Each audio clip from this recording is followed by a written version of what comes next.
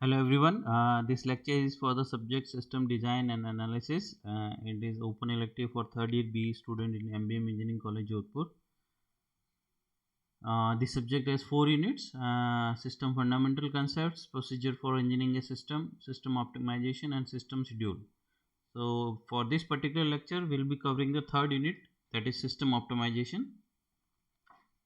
The learning outcomes of this lecture are formulation of system design problem, application of search methods, linear programming for optimum solutions, and dynamic programming for optimum solutions. So we will go through these topics in this lecture.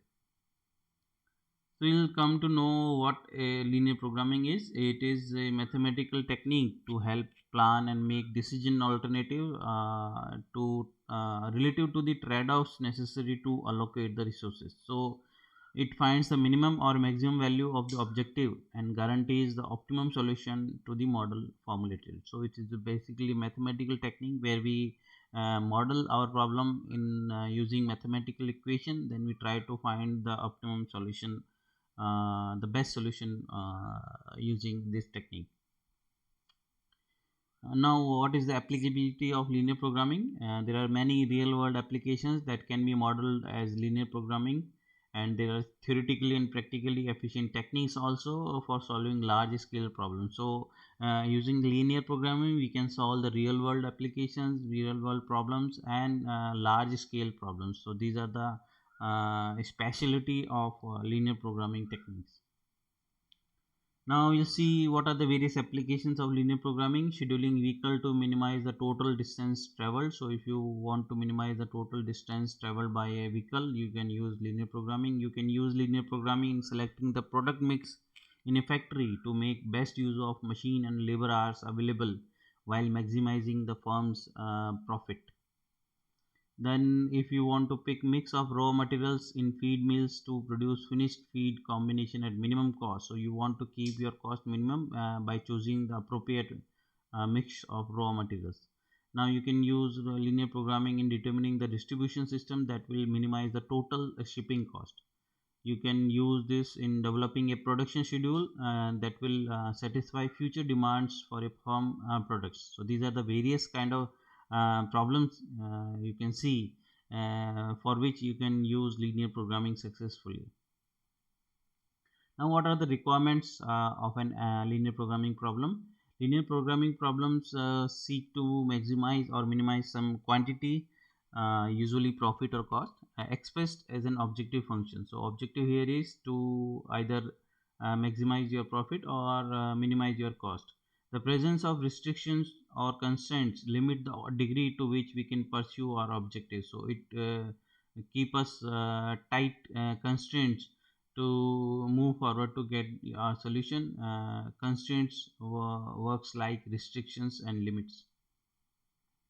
And there must be alternative courses of actions to choose from, and the objective and constraints in linear programming problems must be expressed in terms of linear equations or inequalities. So these are the requirement of linear programming problem. Now we'll see the components of a linear programming problem. Decision variables. So these variables describe our choices that are under our control. So we have a number of variables. We can choose the combination of variables according to our requirement. Then there is a objective function. It describes the criteria that we wish to minimize the cost or maximize the profit. Then there are constraints. It describes the limitation that restrict our choices for decision variable. In many practical problems, there are limitations such as resources, physical, strategic, economical that restrict our decision. So it limits us to a particular zone. It keep us in a constrained situation that we should not move out of these particular limit values while selecting the best solution. Now we'll try to understand the linear programming formulation using an example as shown on the screen right now. A company is involved in the production of two items X and Y. The table below show the number of minutes required for each item. So for item X, machine time required is 13 minutes while craftsman time is required 20 minutes. Second, the item Y, and item Y requires 19 minutes of machine time and 29 minutes of craftsman time. The company has 40 hours of machine time available in the next working week, but only 35 hours of craftsman time. So this is the constraint or limitation we have. Then machine time is cost at rupees 10 per hour worked, and craftsman time is cost at rupees 2 per hour worked. So these are the cost we need to give, we need to have in our mind to calculate our profit. Then the revenue received for each item is rupees 20 for X and 30 for Y. So this is the revenue we are getting. Now the company has a specific contract to produce 10 items of X per week for a customer. This is again a constraint that at least 10 items of X item should be produced. Now formulate the problem of deciding how much to produce per week as a linear program. So this problem we are now going to formulate in terms of linear programming. So solution start with this. Let us decide the variables. So I decide variable X, that is the number of item of X. Then we define a variable Y, that is the number of items of Y we are producing.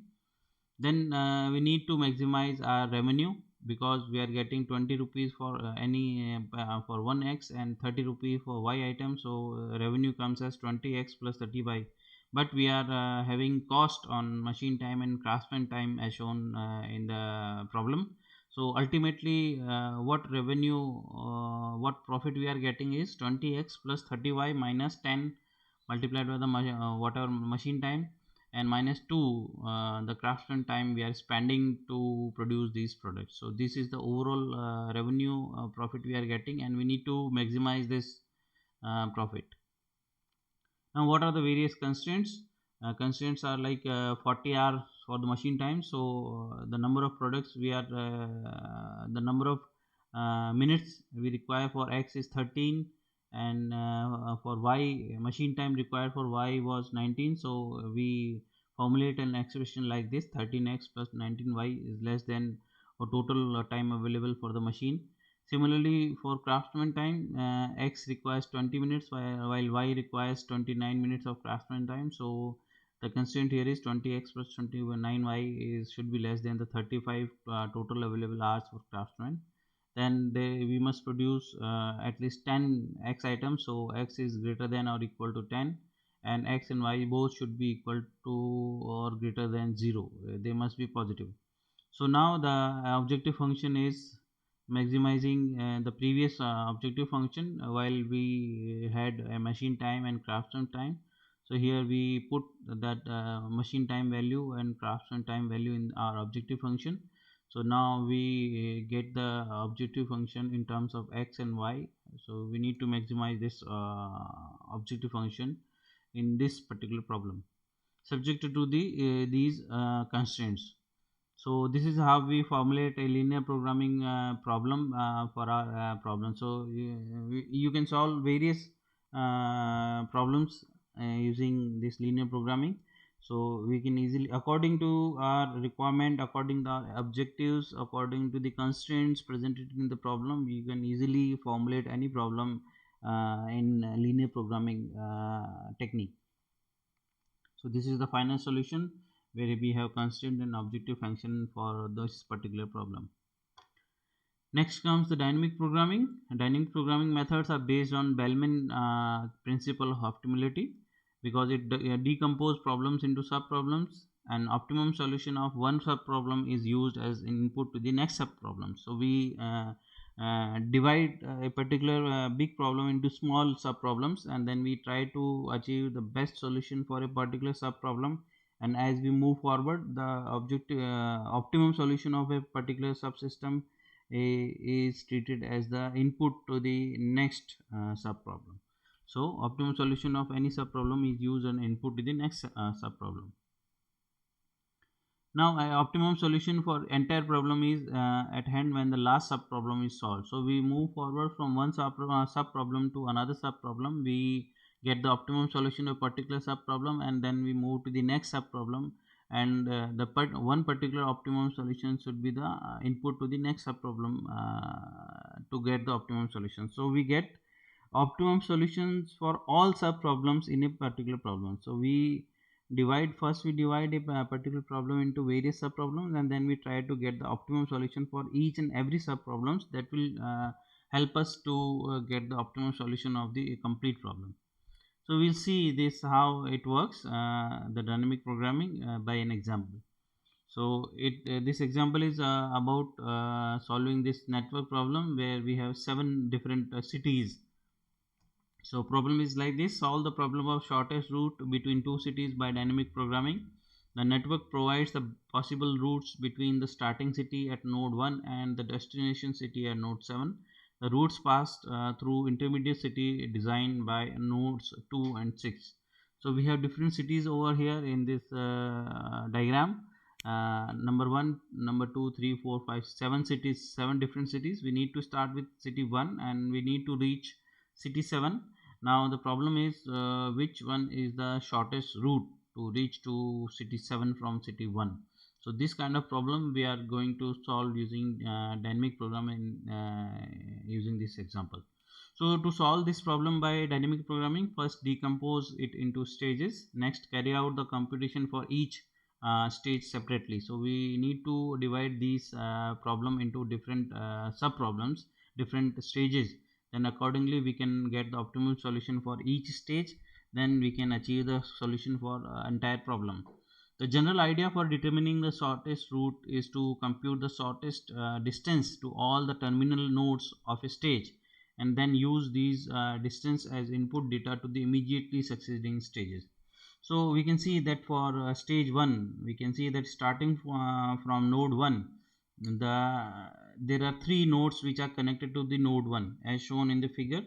You can reach to nodes 2, 3 and 4 from node 1. So node 1 is connected to node 2, 3 and 4. So this is our stage 1, and we in this stage 1 you can see in the summary the shortest distance from node 1 to node 2 is 7 miles. Shortest distance from node 1 to 3 is 8 miles, while the shortest distance between node 1 and node 4 is 5 miles. So we calculate the shortest distance for nodes 2, 3 and 4 from the node 1 in this first stage. So first stage includes node 1 and node 2, 3 and 4, and we calculate the distance. Then the next stage. So once you finish this first stage, that is 1, 2, 3, 4, then next stage includes nodes number 5 and 6.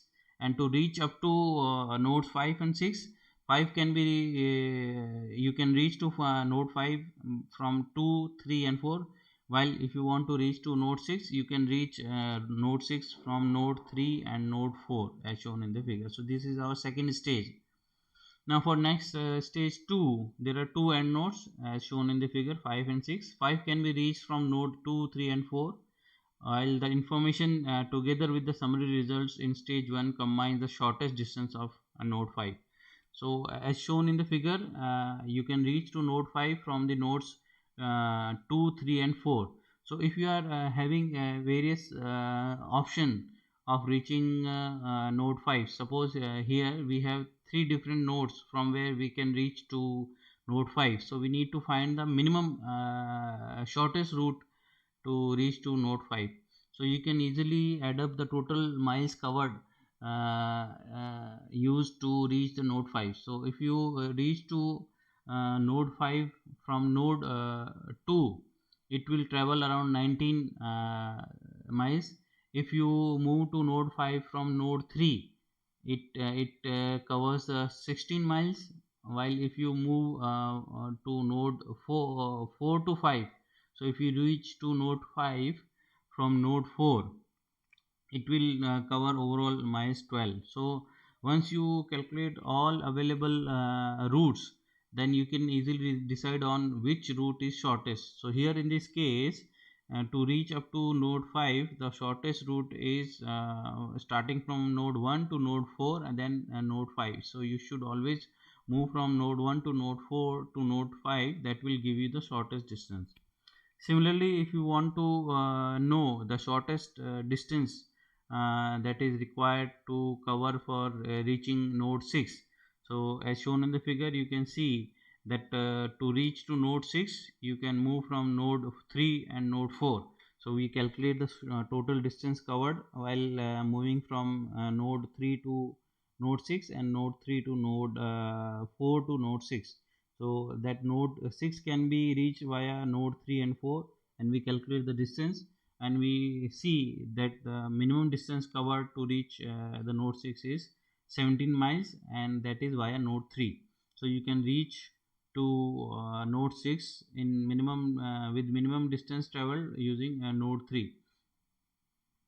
So distance, this stage 2 summary tells us that the shortest distance from node 1 to node 5 is 12 miles when once we move from node 4, and the shortest distance from node 1 to node 6 is 17 miles if you move through node 3. So this is our summary.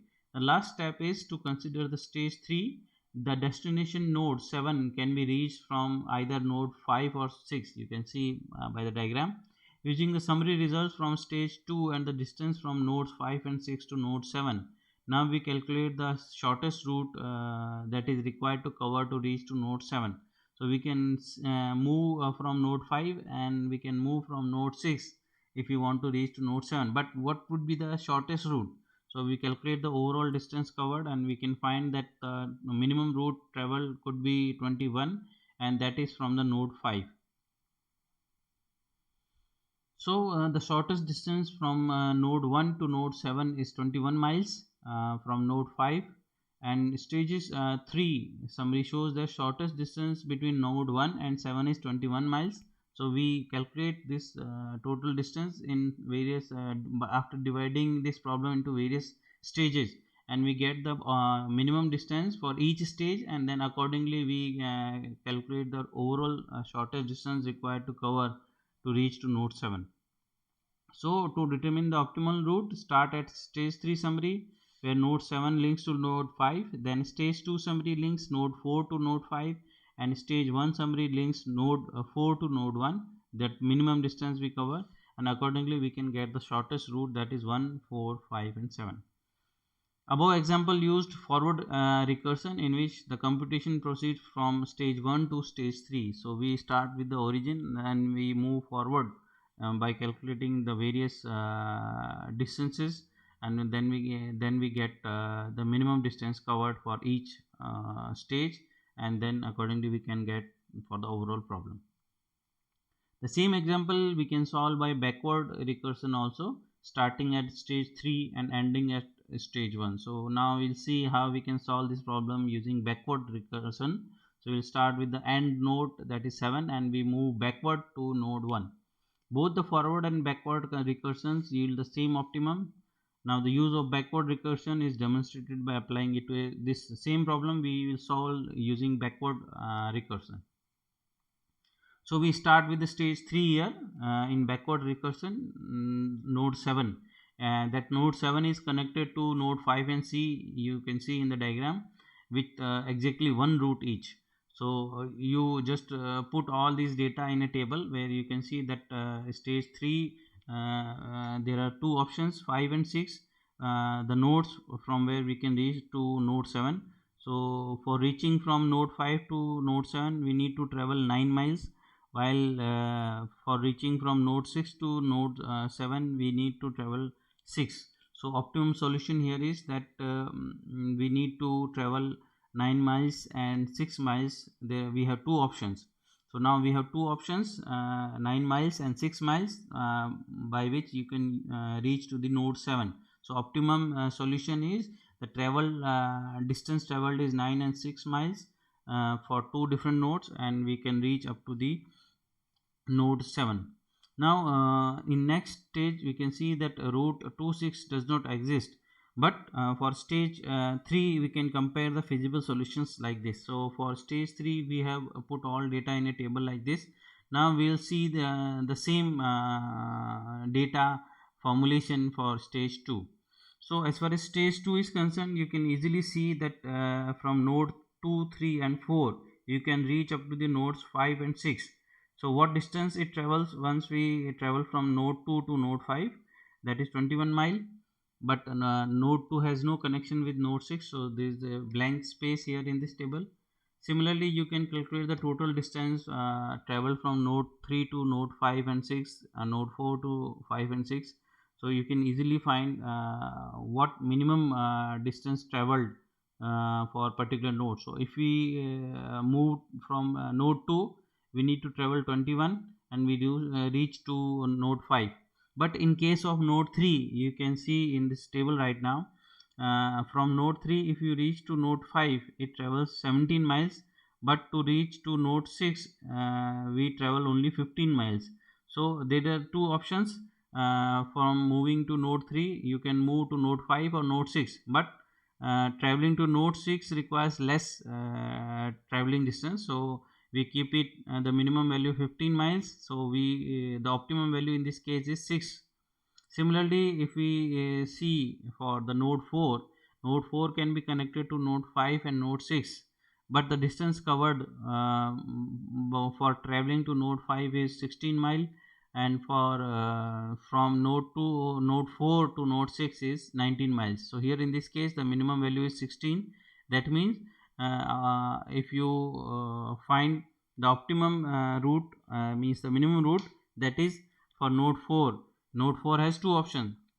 It can be connected to node 5 and node 6, but minimum value is for the node 5. So that is the optimum value. We need to calculate the distance, that is 16. So this is how we put all these data in the table. Now the optimum solution for stage 2, you can see that for cities 2 and 4, the shortest route passes through the city 5, while for the city 3, the shortest route passes through the city 6. That we can see in this table also.